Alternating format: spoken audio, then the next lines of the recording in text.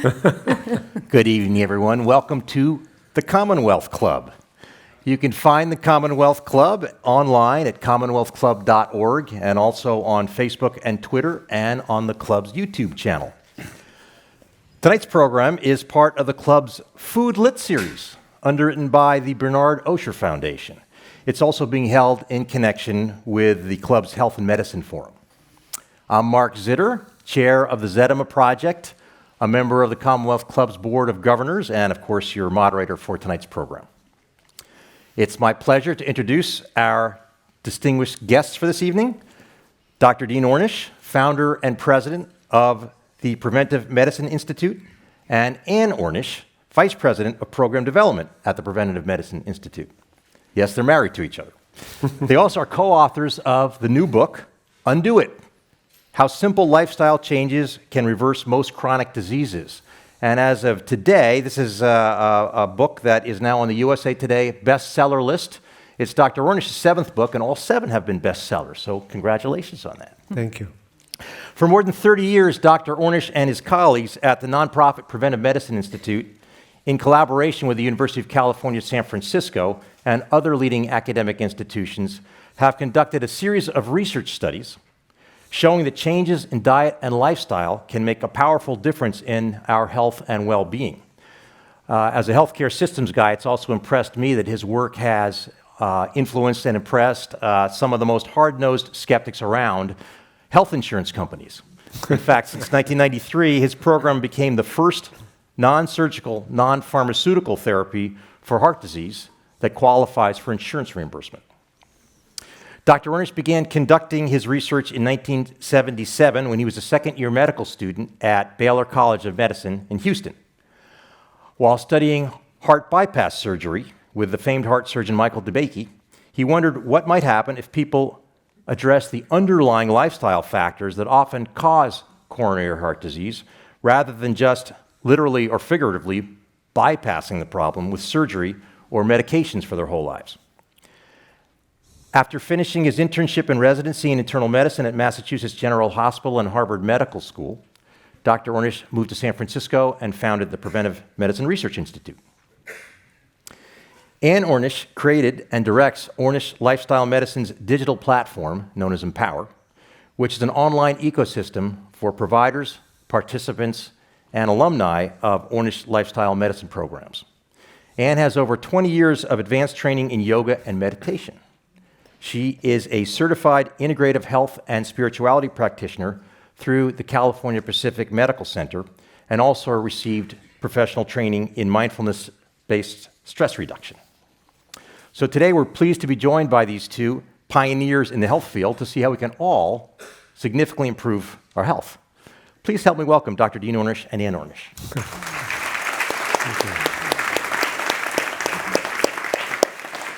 It's very nice to have you here. So Dean, I'm going to start with you, book number 7, and the first one with your wife, I understand. That's right. You've written a lot of books. Why this one, and what does it add to your body of work? Good question. Well, I'm especially proud of this book because it allows me to integrate 40 years of work and to really make it simple. It begins with a quote from Albert Einstein that says, if you can't make it simple, you don't understand it well enough. And so we try to make it radically simple. Eat well, move more, stress less, love more. Boom, that's it. And the more diseases we study and the more underlying biological mechanisms we look at, the more reasons we have to explain why these simple changes are so powerful and how quickly people can get better. And I also present a new unifying theory in this book, which is that, I was trained, like most doctors, to view heart disease as a very different disease than prostate cancer or breast cancer or diabetes or Alzheimer's disease. But the radical theory that I'm presenting here is that they're really the same disease masquerading in different forms, because they all share the same underlying biological mechanisms, things like chronic inflammation, oxidative stress, changes in the microbiome, in telomeres, in gene expression, in angiogenesis, and so on. And each one of these mechanisms, in turn, is directly influenced by what we eat, how we respond to stress, how much exercise we get, and how much love and support we have. And the more diseases we study and the more mechanisms we look at, the more powerful we find these simple changes can be. So we found these same changes, with all this talk about personalized medicine, it was the same lifestyle changes could reverse heart disease, type 2. We were the first to show that it could actually be reversed. When we started doing this work, that was thought impossible. In fact, everything we've done was thought impossible at the time. And that's part of the value of doing research is we can redefine what's possible. And by doing that, give many people new hope and new choices they didn't have before. Wonderful, wonderful.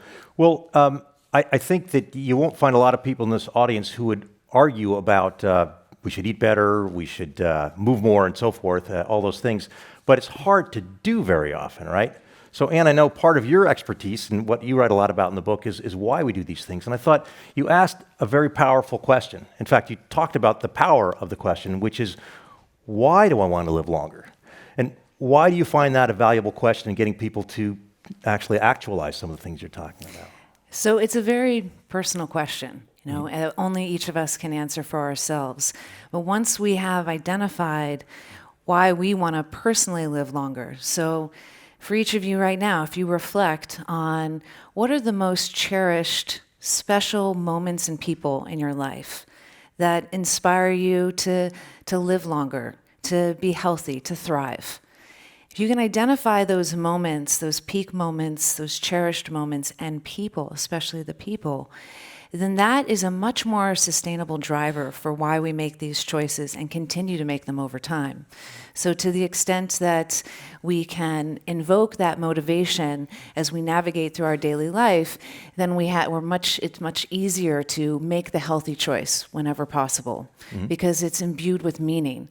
And to the extent that we can identify what those motivations are, we really only need one. We probably have many, but to the extent that we identify one and it's sort of like in our quiver, and then we can anchor in that during a moment of temptation, which we all have, is to just take a deep, nourishing breath to reconnect with those seeds of motivations that we've planted for ourselves, then it becomes much easier to make the healthy choice over and over. Yeah, and to build on that, this goes back to Viktor Frankl's work of, Man's Search for Meaning 50 years ago with concentration camp survivors. And it wasn't the strongest or the healthiest that survived. It was usually the ones who had the strongest sense of meaning and purpose. I have to survive so that I can, whatever, be reunited with my loved ones, bear witness, and so on. But to put your question in a larger context, if it's meaningful, if it's sustainable, and if it's pleasurable, it's sustainable. The old joke, am I going to live longer, or is it just going to seem longer, if I eat and live healthily? It turns out not to be true, that precisely because these underlying biological mechanisms that we talked about a moment ago are so dynamic, when you make changes in lifestyle, to the degree that you make them at any age, most people find they feel so much better so quickly. It reframes the reason for making these changes from fear of dying or fear of something bad happening, which is not sustainable, to joy and pleasure and love and feeling good and meaning and pleasure, which really are. So your brain in just a few hours can get more blood flow. You think more clearly. You have more energy. You can actually grow so many new brain neurons in a process called neurogenesis. Your brain can get measurably bigger. In fact, we're now doing, in collaboration with Dr. Bruce Miller at UCSF and Joel Kramer there and Catherine Madison at CPMC and others, we're actually doing the first randomized trial to see if we can reverse the progression of early-stage Alzheimer's disease because it shares the same underlying mechanisms. My mom died of Alzheimer's. She was a true genius, and it was so devastating to see her lose that. And there are no good drugs for either treating it or for preventing it. So if we can show that, and I think we will, it'll really give millions of people new hope and new choices. Your skin gets more blood. You don't age as quickly. Your heart gets more blood. You can reverse heart disease. Your sexual organs actually get more blood flow in the same way that Viagra works. And so it's not about living longer. It's about living better. We found these same lifestyle changes. We did a study with Craig Venter where we found we could change your genes, turning on the good genes, turning off the bad genes, over 500 genes in just 3 months. People think, I've just got bad genes. There's nothing I can do about it, and actually can do quite a lot. I've been working with Bill Clinton since 1993 when Hillary Clinton asked me to work with the chefs who cooked for them at the White House and then later Camp David and Air Force One, became one of his consulting doctors. And 9 years ago when his bypasses clogged up, he was told, it was all in his genes and his diet and lifestyle had nothing to do with it. And I sent him an email, I said, it has everything to do with it. Again, not to blame, but to empower. And that's when he began making these changes. We did a study with Elizabeth Blackburn, who got the Nobel Prize, I think who's spoken here, for discovering telomeres, the ends of our chromosomes that control aging. And as we get older, our telomeres get shorter, and as our telomeres get shorter, our lives get shorter, and the risk of premature death from everything, including Alzheimer's, goes up. We found for the first time we could actually lengthen telomeres, and when the Lancet published this, they called it reversing aging at a cellular level. So the more diseases we study and the more mechanisms we look at, these simple changes, people think it has to be a new drug, a new laser, something really high tech. And I think our unique contribution has been to use these very high-tech, expensive, state-of-the-art scientific measures to prove how powerful these very simple and low-tech and low-cost interventions can be and how quickly you can feel better when you make these changes. Mm-hmm. So I think a lot of people say, well, okay, this sounds good, but isn't it hard to do in some ways? And your system is not just a diet. It's about diet, it's about exercise, it's about stress reduction, and it's about social connections. Okay, and I think most of us would think, well, those are all important. They're all sort of different, and I have to do different things to make each of those things happen. So part of my question is, do I got to do them all? Can I pick just a couple of them? Reversing aging sounds great. Do I need to do it all? So what's the mix and the synergies with it? Well, let me just kind of give an overview, and I'd like Anne to take it from there. The more you change, the more you improve at any age. I thought when I was first doing these studies that the younger patients who had less severe disease would do better, but I was wrong. It turns out it wasn't how old they were, it wasn't how sick they were. It was simply a function of the more you change, the more you improve both in how you feel, which makes you want to do more. It's like, oh, when I do this, I feel good. When I do that, I don't feel so good. So let me do more of this and less of that. And it comes out of your own experience. But also, the more you change, the more you improve in every way we can measure, whether it's your telomeres, whether it's your blood pressure, your cholesterol, and so on. So if you have heart disease or you have Alzheimer's or if you have a early stage prostate cancer, we did a study with Peter Carroll, who's the chair of urology here at UCSF, and Bill Fair when he was the chair at Sloan Kettering. We found that these same lifestyle changes could slow, stop, or reverse the progression of early stage prostate cancer. So if you're trying to reverse a life-threatening condition like prostate cancer or heart disease or Alzheimer's, that's the pound of cure. It really does take big changes. That's why we were the first to prove that, because most people didn't go far enough. But if you're just trying to lose a few pounds or get your cholesterol down a few points or whatever, then it's the more you change, the more you improve. You want to just take it from there and build on that? Well, I agree that really you can follow our advice because we've done the research, which is comforting. And at the same time, what's most important is to begin experimenting with just a few days. You might feel like stress is the number one thing for you. And so you might want to start with really emphasizing making time to manage your stress for, say, 15 minutes in the morning and 15 minutes before bed. So you might have a sense of what needs the most attention, and you might want to start there. And as Dean says, to the extent that you can find time for each one of these 4 equally weighted pillars of your lifestyle, it's going to be so much more beneficial. And then from your own direct experience, to the extent that you can say, gosh, I've always felt chest pain whenever I walk up this hill in San Francisco. And by just doing a little bit more exercise, stress management, you feel like I don't have that chest pain. So then you just start reaffirming that benefit that you're getting from a particular lifestyle choice that you're making, and it becomes self-fulfilling. And that's what really is most meaningful, because we have well-intended spouses, physicians, friends, colleagues that say, this is what you should do.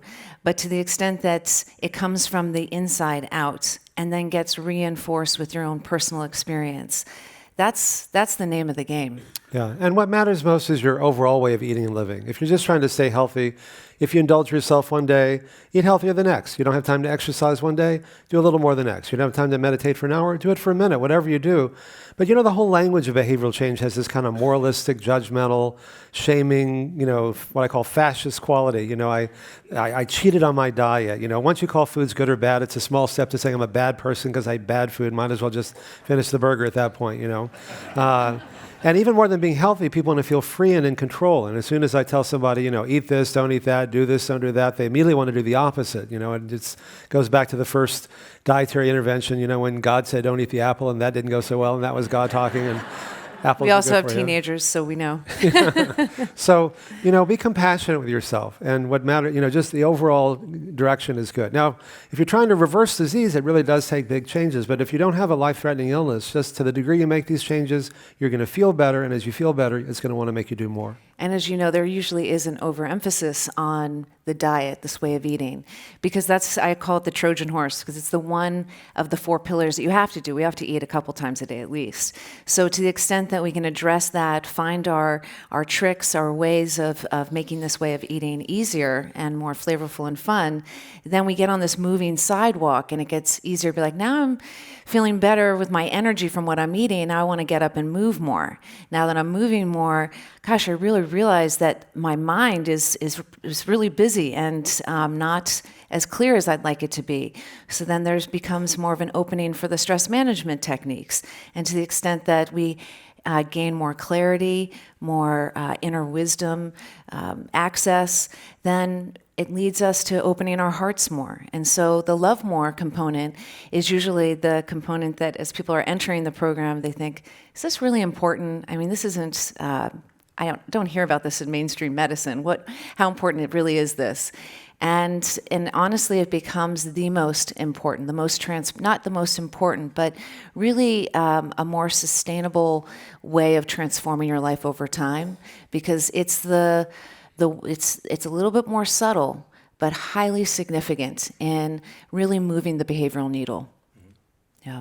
Well, I think something we all hear lots of advice about diet and lifestyle from everybody, from our grandmother to crazy people to doctors, and the fact is an awful lot of it really doesn't have scientific evidence behind it. And I think the impressive part about your work is that it does have that evidence behind it. So it's harder to argue with data than with your grandmother's. Well, that's why I think that is what sets our work apart from everyone else's, or most people, is that it has the science to back it up. And to me, that's the whole point of science, is to say, what's real, what works, what doesn't, for whom and under what circumstances.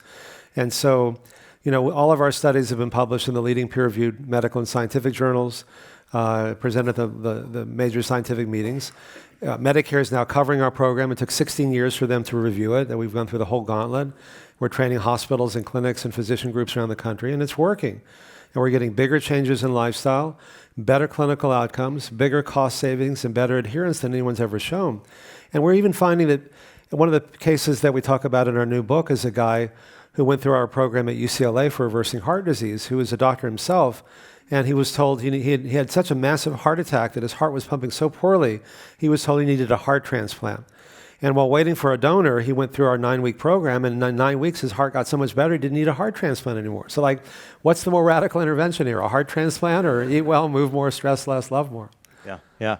Well, I was very taken with some of the dramatic examples in your book, and one of the interesting facts you mentioned was that some people think that a good barometer for men in terms of overall health is erections. Yes. And you tell a very interesting anecdote about the making of a documentary called The Game Changers, produced by James Cameron of the Titanic and so forth. Tell us about that little anecdote. Well, Louis Sahoyos, who actually made that, is here tonight. And so, Louis, can you stand up just for a second? Are you here? Oh, there he is, right in the front row. I can't see you. I'm blinded here. So Louis is, I think, the premier documentary filmmaker in the world, and I'm not just saying that because he's here. He made The Cove, which his first documentary, The Cove, got an Academy Award about the dolphin slaughter in Japan. And it showed the power of raising awareness in this ways, and he's totally committed to that. And then he made a film called Raising Extinctions, which was seen by 4.4 billion people around the world. I mean, just crazy. And the third one was called Game Changers, and it was done in collaboration with James Cameron, the legendary filmmaker who did, Avatar and Titanic and Terminator, all those great movies. And the Camerons, he and his wife Susie, became vegan about 9 years ago because he's not only a filmmaker, he's also an explorer. And he learned that more global warming is caused by eating livestock than all forms of transportation combined. And so, and I used to get in friendly arguments with Al Gore about that, and Al Gore actually became a vegan, even though he's a cattle rancher, not just because of me, but because he realized that, that's where you can really make a difference. Mm-hmm. So the biggest misconception that most people have about eating a plant-based diet is that you're a wimp and you don't get enough protein, right? So he got all these elite athletes, he and Louis got all these elite athletes, and they raised their game. That bodybuilders, mixed martial artists, heavyweight boxing champions, Olympic medalists, NFL players, and so on. But there's one great scene in there that has these three athletes in their probably mid-20s. And I've been writing for years that even a single meal that's high in animal protein and fat and cholesterol can reduce blood flow to your heart. But that didn't really get people's attention. But what they found was that they gave these three athletes a single meat-based meal. And it was high-quality meat. It was grass-fed beef and organic chicken and so on. And then at night, a urologist named Aaron Spitz measured with this device, we'll talk about it later, the frequency and the hardness of their erections at night. Because when guys sleep, they get erections. It's just a normal phenomenon. And then they repeated that the next day with a single plant-based meal.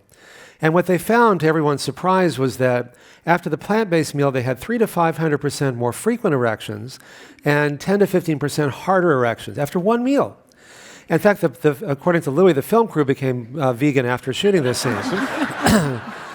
But it's a perfect example, and I talk about this in the book, because it shows, again, most people think like, why would I want to change my diet? I want to have fun, and if I live to be 86 instead of 85, who cares, But to me, there's no point in giving up something that you enjoy unless you get something back that's better and quickly. And when you realize that, okay, I like eating meat, but boy, I like having sex even more. As Aaron Spitz said, what's good for your meat is good for your meat, or the meat's not good for your meat. Sorry. Then it really reframes that. But again, and also when people have erectile dysfunction, which is really epidemic in this country, that's one of the most predictive things of having heart disease, because it's a systemic illness. It's already throughout your body, and in your brain it causes dementia, or even Alzheimer's, because of the inflammation. So it's just a microcosm of what's happening in your body as a whole. When you eat well, move more, stress less, love more, everything works better in the ways that often matter most.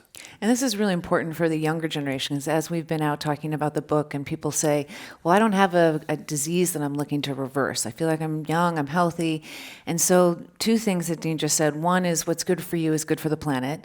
And feeling like in this time where it feels so overwhelming to think about what can one person do to contribute to climate change.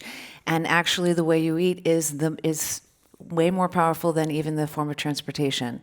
So that is very empowering at any age. And secondly is the way that these underlying mechanisms affect blood flow, and whether it's your sexual function at really any age, but especially even at a younger age when you feel like you're bulletproof. Those are the kinds of things that, because these changes and the benefits occur so quickly, that for somebody who's even young, that these elite athletes are getting their competitive edge with their performance, whether it's athletic, it's the same with students. It's well documented how children who just exercise at school, they perform better in school, they learn better, they have better test grades.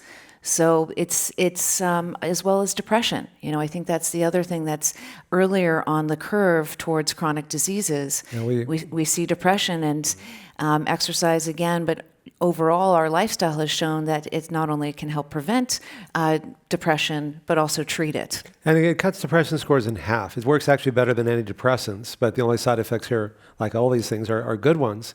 I was on the board of the San Francisco Food Bank for several years, and I was shocked to hear that 1 out of 5 kids in the Bay Area goes to bed hungry, even this affluent city that we live in. That's just pitiful. But it turns out that it takes 14 times more resources to make a pound of meat-based protein than plant-based protein. So if more people were to not become vegan necessarily, but just, have a meatless Monday, or just, a meal or two, as Anne was saying, it frees up so many more resources. There's enough food to feed everybody. No one need go hungry. And so, as Anne said, when you can imbue those choices with meaning, like, I'm choosing not to eat meat today so I can feed the hungry, so I can help global warming. There's something I can do about that, as well as helping my family and my erectile dysfunction or whatever people have. It imbues those choices of meaning. So instead of saying, I can't have that, I'm feeling deprived, you're saying, I'm choosing not to eat certain foods, because just the act of choosing not to do that imbues those choices with meaning. That's why all spiritual traditions and all religions have dietary guidelines, even though they're often in conflict with each other, because whatever the intrinsic benefit is of eating or not eating certain foods, just reframing that to say, I'm choosing not to eat certain foods because it makes my life more meaningful, makes it much more sustainable. All right. Well, you're persuading me that I should eat better, and there's a lot of reasons for it. But it's hard to do. There's a little story about a guy walks into a bar, orders 3 beers, and the bartender says, "You want all 3 at once?" And the guy says, "Yeah, I just moved here from out of town, and I used to do construction with my brothers, and we'd always go out for a beer afterwards. So I miss them. So this one's for Danny, this one's for Bobby, this one's for me." Bartender says, "Fine." He pours the 3 beers. Next day, same thing. Next day, 6 months goes on, same thing. One day, the guy walks into the bar. The bartender starts pouring his beers, and the guy says, "Just 2 beers today, Joe." And the guy turns around and says, what happened? What's wrong? And the guy says, "Oh, don't worry, nothing's wrong. My brothers are fine. I just decided to give up drinking." and that joke really hit home for me because I'm really good at fooling myself about food and, it's not so bad. I'm not eating that much. I'm going to exercise later, something like that. And you had some great things in the book about really practical, tactical strategies for eating better. If you're at someone's house, if you're at a restaurant and other people aren't eating well, what do you do? And you had some good ideas about that. Well, I'm sure if many people who have read the book or are just sitting here right now are thinking, well, okay, this all sounds good, but what am I going to do when I go out to eat with my colleagues, my friends, my family? And so one of my favorite parts of the book is how to order from any restaurant, any menu, and eat well. And it's actually, to keep it simple, what I like to do is just look at the menu, and of course, it's almost 2020, and most restaurants, even in the most rural areas, have vegetarian and vegan option on the menu. And when there's not, or you don't even like that option, my go-to is to look at what they have in the sides, because those are usually their freshest vegetables, legumes, other kinds of sides. And then I'll say, either can I get these 3 things on one plate, or can you ask the chef to do whatever they would like with the freshest vegetables? And we always laugh because when we're out with people and they say, well, I didn't see that on the menu when it comes out, because we try to be discreet, don't want to draw a lot of attention to yourself, especially being us, because people think we're going to be the food police that go out with us. But so we try to keep it discreet. And then when they bring out the plates, they're like, what did you order? I didn't see that on the menu. And it's like When Harry Met Sally. We're like, oh, can I just do one more of what she has? I'll have what she's having. It actually is a lot of fun, and it makes dining out always new and exciting. So that's one of the things. I think the other thing that's so important is to set yourself up for success. So in all the lifestyle pillars, to the extent that you can incorporate blocks of time in your daily schedule and your calendar to support your lifestyle goals. So for me, like 15 to 30 minutes of meditation in the morning and as I'm ending my day has not just become a nice to have, but it's become a need to have. In order for me to function the way that I need to, I've become to really rely on that. And so likewise, the walk in the middle of the day or that kind of mid-afternoon when I start to have a slump, I come to have relied on it. It might have been hard in the beginning to pull myself out, and sometimes it is, from work to extract myself and to swivel, but it always is so rewarding. So the first time, I felt like, okay, I have more energy to go back and resume work. And it keeps getting more and more so that it's like, okay, is it time for my walk yet? Okay, 5 minutes. Okay, 2 minutes, 1 minute. And now it's, even the people around you are like, aren't you supposed to be taking that walk right now? Because you're a lot easier to get along with in the afternoon or a lot more creative.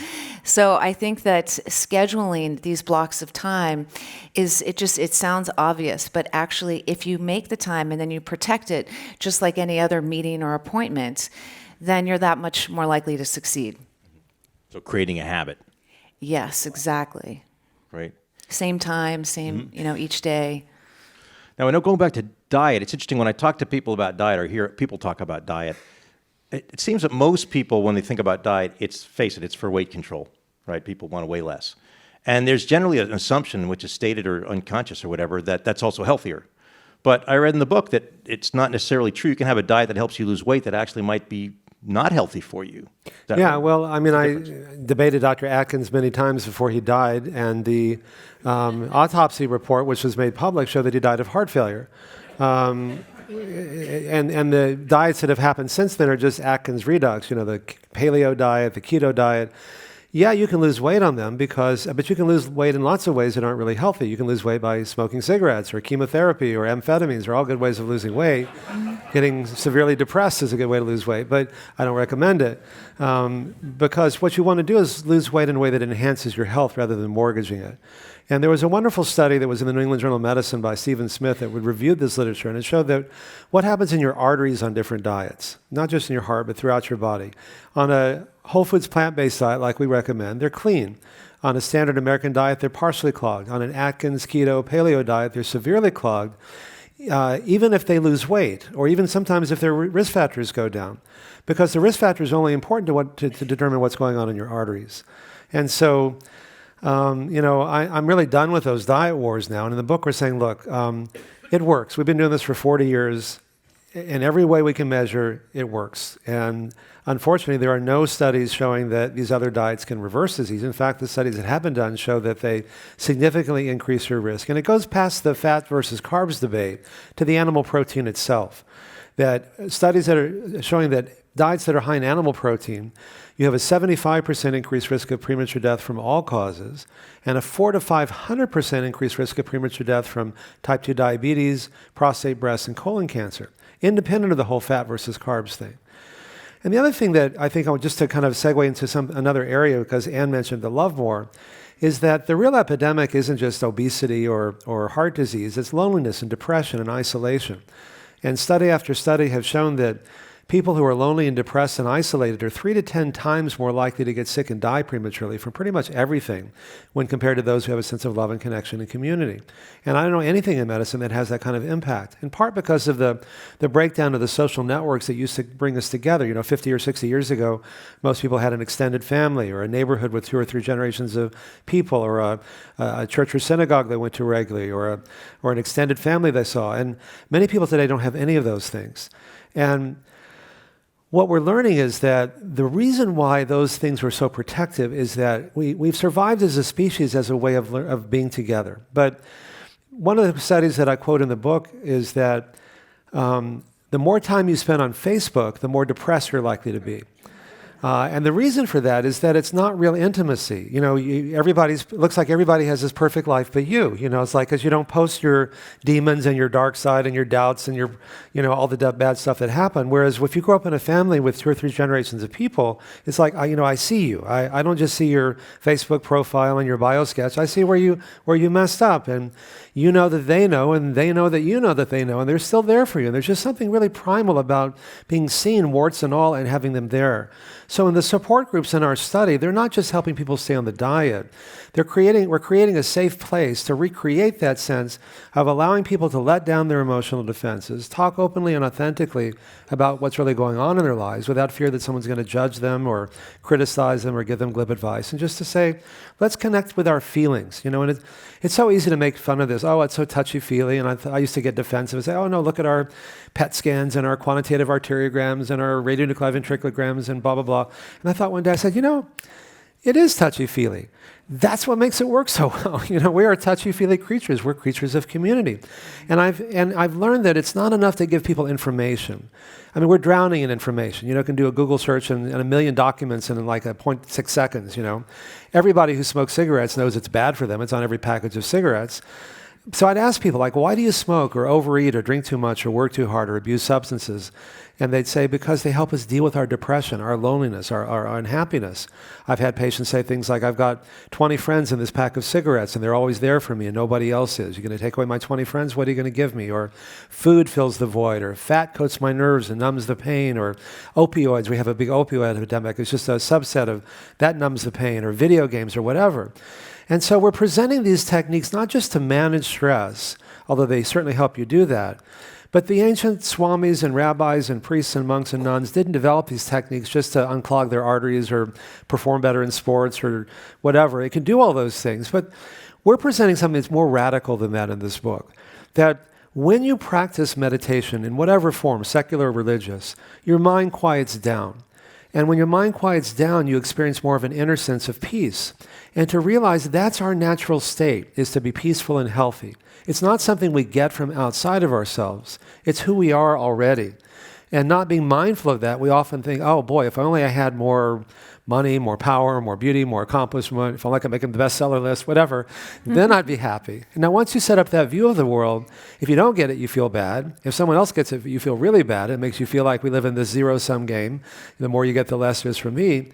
But ultimately, even if you get it, it's really fun for a little bit, but then it's either now what, it's never enough, or so what, big deal. Now, if you take it even further, you get this transcendent experience that on one level we're separate, on another level we're part of something larger that connects us all, whatever name you give to that. It's the antithesis of the other, that we're seeing unfortunately so much in our political realm now. Once you see people as being separate and only separate, then bad things happen. Though those Muslim terrorists, those Mexican rapists, whatever, just to cite a few examples, not to mention any names. And then you can do bad things to them because they're different from you. But to me, the essence of all spiritual traditions is love and compassion and forgiveness and of others and yourself. And it naturally comes from having that transcendent state that, we are all connected on one level. We are that light behind the projector that manifests in all these different names and forms. And it's in my limited experience, that's where the healing can be the most powerful. And our work is all about treating the underlying cause.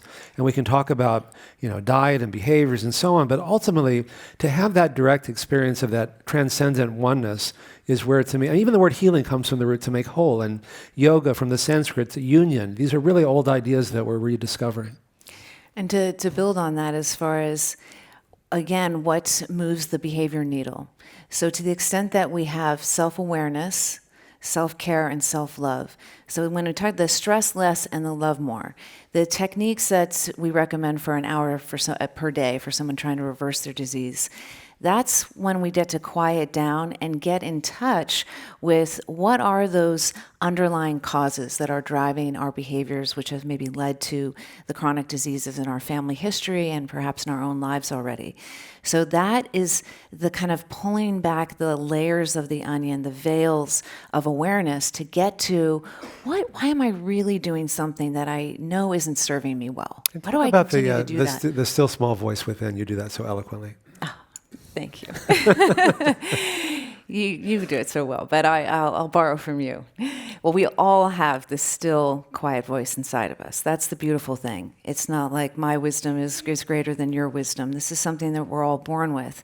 And to the extent that we can regularly quiet down and get still in our body, that inner wisdom, as Dean talks about as the still, quiet voice within, I often am very in touch with it when I wake up at some point in the middle of the night. It's one of my cherished moments of meditation, actually. The rush of a day, it might take me 15, 20, 30 minutes to get to that insight, to that core thing. And in the middle of the night, it's right there. It's sometimes the thing that wakes me up. And I'm so grateful to then hold space for it and to ask, tell me more. What else am I not paying attention to? What else do I really need to attend to at this time in my life? And it's a very intimate relationship that we can each have with ourselves. And to the extent that we have that intimate, authentic relationship with ourselves, then we're opening ourselves up in the love more component to be received and met by others in our lives with a more authentic connection. And then we're more likely to make lifestyle choices that are life-enhancing than ones that are self-destructive. And all of the studies that I've done came from that little voice. It's someone says, hey, Dean, listen up, pay attention, you're not doing something. So I've learned at the end of a meditation to ask, what am I not paying attention to that I need to pay attention to? So it'll say, do an Alzheimer's study, It's not like this incremental thing and then like eureka. It's more like I have this insight, which comes from that inner voice, that still small voice within, the guru within, the God within, whatever name you want to give to it, even it doesn't matter. I've got some more questions, but I also want to invite the audience to submit your questions on the question cards. I think it's notable. A lot of people say, well, I can't meditate for 15 or 30 or 60 minutes a day because I'm too busy. So I challenge you to tell me how you're busier than this couple who's traveling all over the world, writing books and running around. Well, you know, even sometimes I'll say, you know, I don't have time to meditate for 20 minutes. And I'll say, well, do I have time to meditate for a minute? And if I have to admit that I don't have time for a minute, then I have to admit my life is so out of balance that I'd rather just do the minute. And once I do the minute, chances are I'm going to do more because, you know, it's just getting started. But, you know, even a minute, I mean, have you ever found yourself listening to a song on the radio in the morning and finding yourself humming it later in the day? It's the same thing with meditation. Even a minute, it carries with you. And people say things like, you know, I used to have a short fuse and I'd explode easily. My fuse is longer now. Things just don't bother me as much. And so I can actually get more done without getting stressed in the process. So we can't always change the stressors in our life. We have the same job, the same drivers, but we can change how we react to it, how we relate to it and respond. We have so much more choice, in fact, than we often believe. And that's what gets very empowering. It's like driving to work on the same path every day and hitting that pothole. It's like, I can't believe I hit it again. It's like stress can be very repetitive, and we can become self-judging when we don't evolve in the way that we're responding to stress. It feels like it's the tail wagging the dog. It's happening to us. And then one day you say, I can actually drive around that pothole. I don't have to. Or maybe I'll take a different street. So it actually can become quite playful and fun. Great. I've got a number of audience questions, a lot of wonderful questions. I promise you I won't get to all of them. There's too many, but I appreciate the questions. So there's several about specific things that we might eat or drink, and they want commenting on them. Sure. Here's 3. Alcohol, fish, and salt. They go very well together, actually.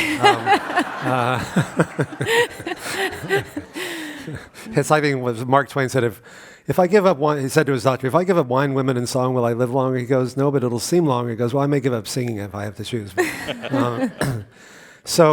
Wine, salt, and fish. Alcohol, yeah. Alcohol. So alcohol, we don't prescribe it, we don't proscribe it. The studies used to show that people who had 1 or 2 drinks a day actually lived longer than those who didn't drink at all or who drank more than that. It turns out that was an artifact, that a lot of the people that didn't drink at all because they were so sick. But when they corrected for that, it didn't really matter. But again, I think that these are personal choices. Clearly, if you drink more than 2 drinks a day, you're increasing your risk of a number of bad things. You know, here in California where marijuana is legal, I think, you know, how many marijuana overdoses were there last year in the state of California? Like 0, right? Because the ratio of therapeutic to toxic is like 300 to 1. With alcohol, it's more like 10 to 1. So I think if you had to choose, more people might be considered moving in that direction. Salt is not nearly as bad as most people think unless you have high blood pressure or kidney failure, because salt causes your body to hold on to water, which in turn raises your blood pressure. And if you don't have good kidneys, then it tends to cause you to be more volume overloaded. But for other people, it's really not nearly as a big a deal. But on the other hand, if you eat less salt, you begin to prefer foods that are less salty. You know, your palate adapts. And that's one reason why, in some ways, it's easier to make big changes in diet, because if you eat healthy most of the time, you prefer foods that taste that way. And the third is fish. Fish are definitely better than chicken or beef in terms of in the hierarchy of things. But there are no clean fish in the world, really. All fish are contaminated with mercury, dioxin, PCBs. And the bigger the fish, the more of the toxins that they have. So if you're not going to be on a purely plant-based diet, a pescatarian diet would be the next best thing. But if you can move into a plant-based diet, it's even better. Right. We have a question here that there seems to be a lot written these days about personalized health and medicine, the polygenics, proteomics, microbiome, things like that. So how important is this personal set of issues versus the big 4 things that you mentioned? Yeah, I was on Craig Venter's board of his nonprofit for several years, and we've been friends for 20 years, and we used to get in these debates about this, friendly debates as well. If you're talking about a personalized treatment for a pancreatic tumor using immunotherapy, that's awesome. But for the vast majority of chronic diseases, goes along with this unifying theory that we talked about earlier. It wasn't like we found there was one set of diet and lifestyle recommendations for reversing heart disease, a different one for prostate cancer, a different one for all these different chronic diseases. It was the same for all of them because they are really all the same disease in different forms. They have the same underlying biological mechanisms. And that makes it really radically simple. Now, you can personalize around the edges, if someone's gluten sensitive and so on. But It's also one of the reasons why you find these comorbidities. People have high blood pressure and heart disease and high cholesterol and obesity because they're just doing that. But if you look at China 50 or 60 years ago, they had the heart disease and these chronic diseases were so much rarer there, even though they have the same genetic diversity. In other words, people say, well, carbs, I'm more sensitive to carbs or I'm more sensitive to fat. But if you're not eating that much refined carbs or fat, then those differences don't matter. Chris Gardner did a study at Stanford last year in the Journal of the AMA where he tried to tailor the diets based on that and found that they actually lost the same amount of weight. It didn't really matter. So you can do a little bit of fine tuning, but in the vast majority of issues, it's really the same lifestyle changes that can reverse and prevent all of these different conditions. Now, I'm going to guess that some people, as they listen to what you're saying, are reasonably healthy and want to stay that way. And some people have some serious diseases and they want to consider truly reversing them, Yes. and the latter might be more motivated. But still, they might say, how am I going to make these changes? And you write a bit about the pros and cons of doing it all at once versus a gradual transition into some of these lifestyle changes. Yeah. Which do you think is a better approach? Well, it depends. The two basic strategies that we found enable people to make sustainable changes. And by the way, this idea that taking a pill is easy and everybody can do it and changing diet and lifestyle is really hard is not what the data shows. Studies show, the pharma company's own data show that half to two-thirds of people who are prescribed cholesterol-lowering drugs like Lipitor are not taking them after just 4 to 6 months, and a third of the prescriptions never even get filled. And people say, and yet we're getting, we've been training hospitals and clinics and physician groups around the country, and we're getting 85 to 90% of the people finish the 72 hours, and a year later, about 85 to 90% of people are still following it. And people say, that's crazy. You mean it's taking a pill is so much easier? You're getting better results than that? How can that be? And the reason is that taking the pill doesn't make you feel better if you're a cholesterol-lowering drug, but changing lifestyle does. And again, it's more fear-based. Take this pill. It's not going to make you feel better. Hopefully it won't make you feel worse to prevent something really awful from happening years down the road, like a heart attack or stroke that people don't want to think about, so they generally stop doing it.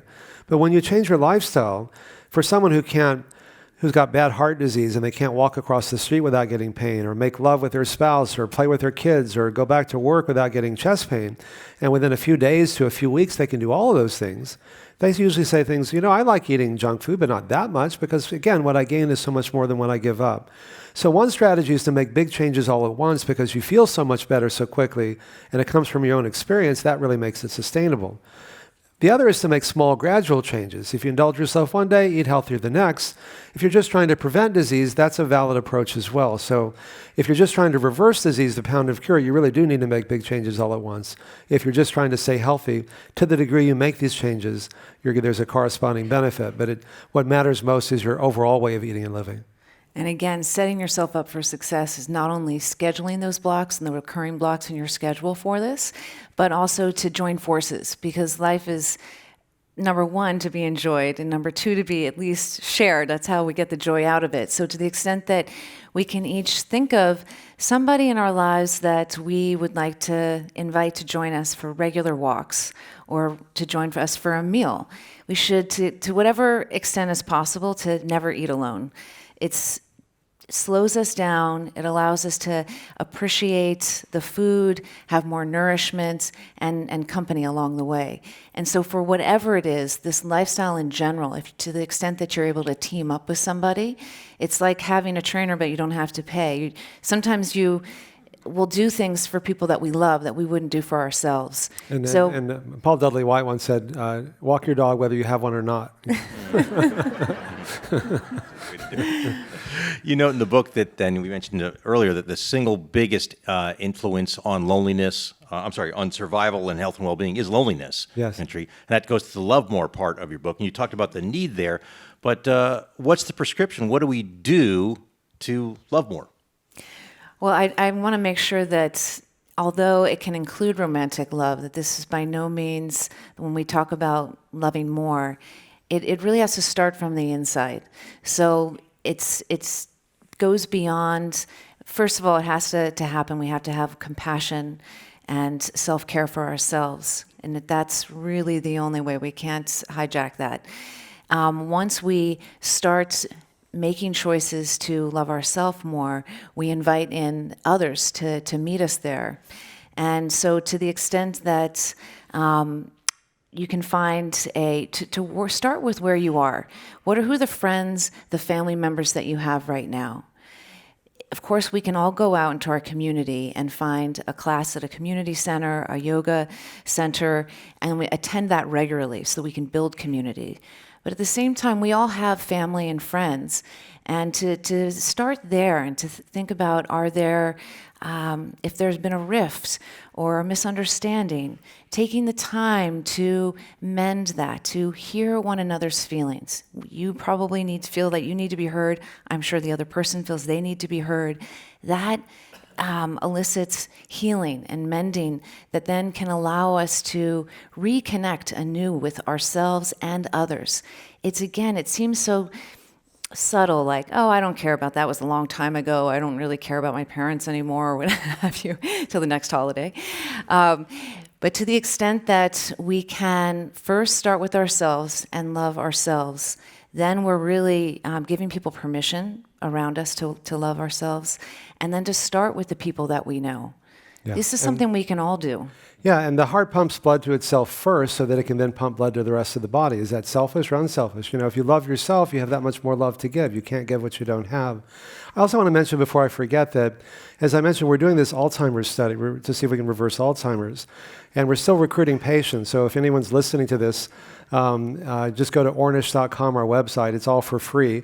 And Louis is actually making a film on that. So if anybody's interested in supporting that film, we're going to give it away to schools and training institutions and so on as a way of really raising awareness of what a powerful difference these simple changes can make in people's lives. Actually, I had someone who said, do you want me for your Alzheimer's study? So I'll save this card for you. Here. Thank you. Really, question saying, if you are vegan but occasionally cheat, is that okay? No, you're going straight to hell. Okay, next question. Next question. There was Actually, there's an old joke. If you don't have to ask if someone is vegan, they will tell you. probably true. What do you think about increasing intake of good fats and limiting carbs? Well, the thing that Dr. Atkins and I and the paleo and keto and whatever diets agree on is that Americans eat too many refined carbs, too much sugar and white flour and white rice and things like that. And the reason why those are bad in the sense of unhelpful, not in a moral sense, is that when you go from whole wheat flour to white flour, brown rice to white rice, you're removing the fiber in the bran. And the fiber in the bran fill you up before you get too many calories. But they also slow the absorption from food from your gut into your blood. So when you eat those foods, your blood sugar goes up slowly, it goes down slowly, you get a nice constant source of energy. But if you eat sugar or white flour, it's like mainlining sugar. Your blood sugar just spikes up. It gets to high levels. Your pancreas senses that your blood sugar is too high. It secretes insulin, which makes your blood sugar go down. But it's like a pendulum. If you pull it to one side, it doesn't just stop in the middle. It goes to the other. And then you get that low blood sugar. You crash. And there's a good cure for that, which is more sugar. That's kind of the whole addictive cycle of eating sugar. But also these repeated surges of insulin cause chronic inflammation, which is at the root of so many chronic diseases. And they cause the insulin receptor to downregulate, so you get insulin resistance, which is really what causes type 2 diabetes. And by the way, half of the population today is diabetic or pre-diabetic. It cost $322 billion last year just in the US alone. But when you change your diet and lifestyle, if you eat the good carbs, your body becomes more insulin sensitive. Most people who go on insulin are able to reduce or even get off of it altogether under their doctor's supervision, just like the cholesterol-lowering drugs and their blood pressure pills that they're told they have to take forever. And so you get the feeling like you're actually really getting better when you make these changes, that you can reduce and get off these medications that you were told that you'd have to take forever. So good carbs are fruits, vegetables, whole grains, legumes, and soy products in the natural form as they come in nature. So we agree to reduce the bad carbs, but you don't want to replace them with bacon and pork. I'd love to tell you that bacon and pork rinds and sausage are health foods. I grew up in Texas, eating them all the time until I was 19, but they're not. Should you never eat them? That's your personal choice. But don't kid yourself into thinking they're really good for you, because they're not. Mm-hmm. What's that? Well, good fats, are things like olive oil, let's say, and canola oil and things like that. But the studies, there's this the Gary Taubes and others say, Americans have been told to eat less fat. They're eating less fat. They're fatter than ever. Low fat is dead. It's all sugar. Well, it's not all sugar. It's not all anything. It's all of these things, number one. Number two, we may have been told to eat less fat, but I went to the U.S. Department of Agriculture database where they actually track the entire U.S. food supply. And every decade since 1950, we've been eating more fat, more sugar, more meat, and more calories. So not surprisingly, we're fatter, not because we're getting too little fat, but because we're eating too much of everything. Now, what about the Mediterranean diet? It's a higher fat diet, and didn't that show that was better than a low fat diet? Well, there's a study called the Predimed study in the New England Journal of Medicine. The short version is they said that the headline was Mediterranean diet better than low-fat diet in preventing heart disease. Well, number one, the quote low-fat diet went from 39 to 37% fat, hardly any reduction at all. They replaced fat with sugar, which is never a good idea. But in fact, they found no difference in heart disease in the two groups. They only found a reduction in stroke rate because when you have more of the omega-3 fatty acids that you can get in salmon, but you can also get them in the plankton base, the vegan base, which is where the salmon get them from anyway, that reduces blood clots from forming, and 90% of strokes are due to blood clots. So a Mediterranean diet, a higher fat, quote, good fat diet is certainly better than than what most Americans are eating, but even better is a plant-based diet that's low in fat and low in sugar and refined carbs. I find it fascinating that we have better weight loss data than Weight Watchers. Even though you never set out to have a diet, this was a lifestyle that happened to include a way of living, of eating. Because, fat has 9 calories per gram and protein and carbs have only 4. I wrote a book 20 years ago called Eat More, Weigh Less, because we found the average person in our studies lost 24 pounds in the first year, but they weren't trying to lose weight, because they were eating more food and more frequently. But because the food is so much less dense in calories, you can eat the same amount of food in quantity and still get a third fewer calories, but you're not hungry because you're eating the same amount of food, and that makes it sustainable. I love that part of your book where you could actually eat more. You don't have to eat less to lose weight. That's right. Yeah. Right, just eat better. Lose excess weight and gain health. Yeah. All the side effects are good ones. Which is great. We have several questions from people who apparently are quite convinced about the benefits of a plant-based diet, Whole Foods plant-based diet, which is great. But they know a lot of other people who are not as well convinced, and they're asking for advice. There's some quick arguments, some quick statistics they can give to their friends and family to show they should really all be eating vegan. I think the best advice I can give you is wait until you're asked. The best teacher is a good example. And nobody wants to be proselytized, nobody wants to be lectured to. And so if people ask you, then, tell them this is what I found really works for me. And then if they ask you even more, then say, well, the studies show that, look, if you eat a plant-based diet, what's good for you is good for the planet. What's personally sustainable is globally sustainable. So you're eating lower in the food chain, so you're getting better erections, you're getting better new blood cells growing, blood to your brain, new neurons growing in your brain, your heart disease is reversing, your athletic performance is increasing, you're reducing global warming, and you're feeding the hungry. Okay, that's one camp. The other camp is the opposite, okay? Now, how is it that we got to a place in our country where that's considered normal and this is considered radical? It's like, the studies are showing that after 40 years of doing stents and angioplasties, the randomized trials have shown that in stable patients, they don't work very well. They don't prolong life, they don't prevent heart attacks, and they don't even reduce angina. And yet that's the conventional approach. When we were trying to get Medicare to cover our program, about halfway through, the head of Medicare at the time said, okay, we'll do a demonstration project, but you have to get a letter from the head of the National Heart, Lung, and Blood Institute of the National Institutes of Health saying your program is safe for older people. I said, safe compared to getting your chest cut open or having stents put in? He goes, yeah, that it's just safe for older people to walk, meditate, eat vegetables, quit smoking, and love more. I said, you must be joking. And he wasn't. We had to do a whole literature review on that. That's where it's so topsy-turvy. It's like, that's the conventional approach, and this is the radical approach, even though now, 40 years later, when they finally got around to doing randomized trials, that doesn't work, and this does. And a fraction of the costs, and again, the only side effects are good ones for both you and the people you care about and for the planet. That's my short answer. Good. That's great. But only when asked. Yeah. There's a question, different kind of a question. And that's why film is so great, because then you used to take them to see one of Louis' films, and then they can just see for themselves. You don't have to say anything.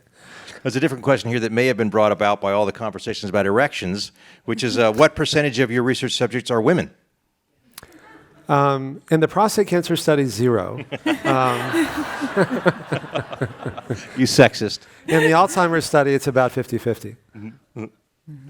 Here's a more technical question. What are your thoughts on the supplementation of collagen peptides for gut repair and arthritis and joint treatment, and the potential of collagen peptides being considered as ACE inhibitors? That's a technical one. Yeah, I mean, there's part of what I talk about in the book. There's this whole idea of leaky gut, and there is something to that. But a lot of the practitioners of functional medicine and other things like that just happen to have all these great supplements that are going to fix that, and thousands of dollars in lab tests and so on. I just don't, I don't criticize anybody for doing that. But the fact is that when you eat a whole foods plant-based diet that's low in refined carbs and the kinds of things we're talking about, particularly when you combine them with the other three aspects of our program, your leaky gut syndrome gets better too. You don't necessarily have to have these expensive supplements and so on to do that. Now, I think I take a few supplements. I think having a good, multivitamin without iron, some omega-3s. I take some curcumin because it can help, because Alzheimer's runs in my family. It helps to increase glutathione, which helps to rid your body of some of these toxic substances. But for the most part, if you eat and live well, you don't necessarily need a lot of these expensive things. Mm-hmm.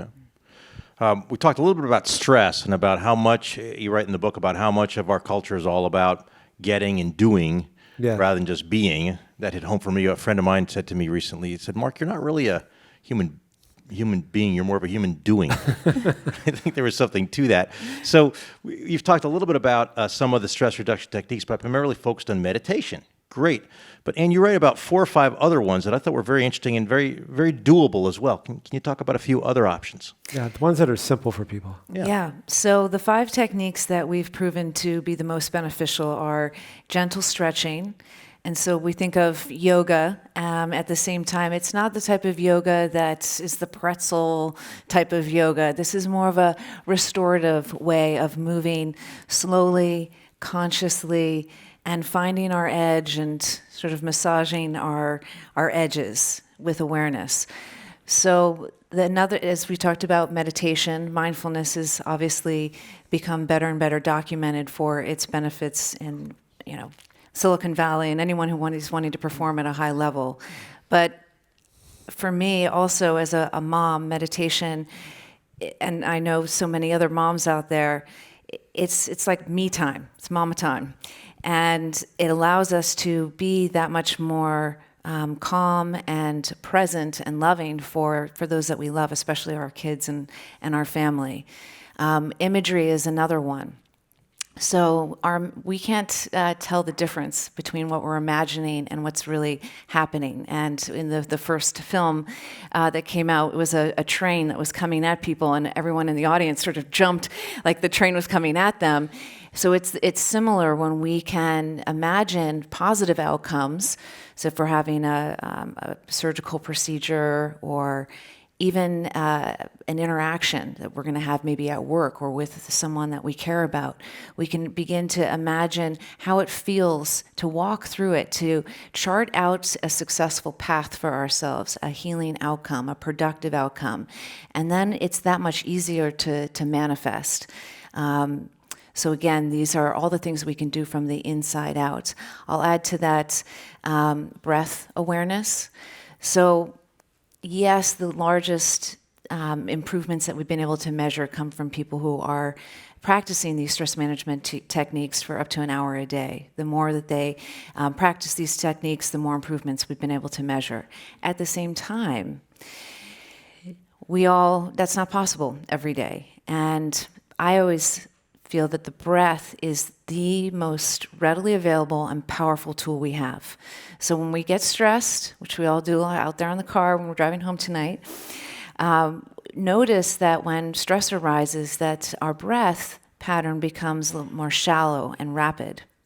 And so all just by noticing that, becoming aware of that, and then manually repatterning the tone of the breath by just taking 3 breath cycles that are more slowly, deeply breathing with an emphasis on the real letting go type of out-breath. In just 3 breath cycles, you can completely retone your nervous system manually from the inside out. No matter what's going on outside you, you can't change that. but you can kind of create your own inner sanctuary with just 3 breaths. Lastly, for the 5 techniques is deep relaxation. So this is my favorite one before bed because it really sets you up for the most restorative REM sleep. So by generally going through each of the muscle groups in your body and then consciously tensing each part, say like the right arm, and then letting it relax, roll it out, move to the next one. And if you systematically go through each muscle group in each part of your body, then you're set up. It's like this magic carpet ride into sleep. And it actually is been shown to help people heal much more rapidly and to get that sleep that we all so need. And there's been so much talk about, needing less sleep, being more productive. And you can talk so well about the power of sleep and how it helps us detoxify. And but those would be the most powerful techniques that, again, you can do it in 3 breaths.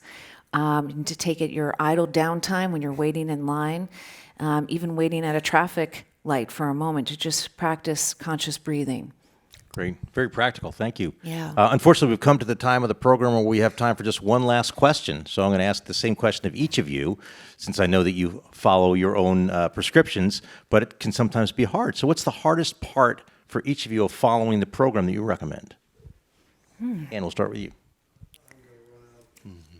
The hardest one. I think probably, this is interesting. I am more of a savory tooth than a sweet tooth. So I think that, the vegetarian, vegan thing for me comes down to cheese. And fortunately, it's become easier and easier there's so many great vegan cheeses, even ones that melt well. So it's become easier and easier. But I think that in the early days, that was probably one of the things I was holding on to. Yeah. Dean, what about you? I guess for me, it's actually exercising, surprisingly. I love to meditate. I love to eat healthy. I love to love. But exercise is something that I think it's because I grew up in Texas and exercise was always used as punishment. Seriously, go take a lap, and so for me, running was always associated with that. So I have a trainer who comes 2 or 3 times a week just to motivate me to do it because given a choice, I'll probably avoid it.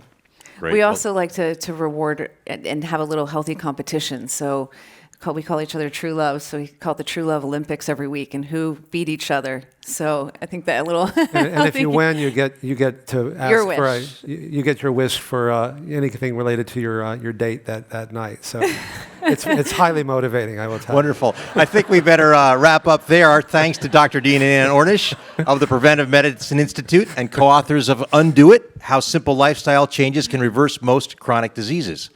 We also thank everyone here in San Francisco, as well as the audiences on radio, television, and the internet. Thank you for these wonderful questions so many of you submitted. This program has been part of the Commonwealth Club's Food Lit series, underwritten by the Bernard Osher Foundation, and it's also been held in conjunction with the club's Health and Medicine Forum. I want to remind everybody here in San Francisco that copies of our guest's book are on sale, and they will be pleased to sign copies outside of the room immediately following this program. I am Mark Zitter, and now this meeting of the Commonwealth Club, the place where you're in the know, is adjourned. Thank you, Mark. Thank you, Mark.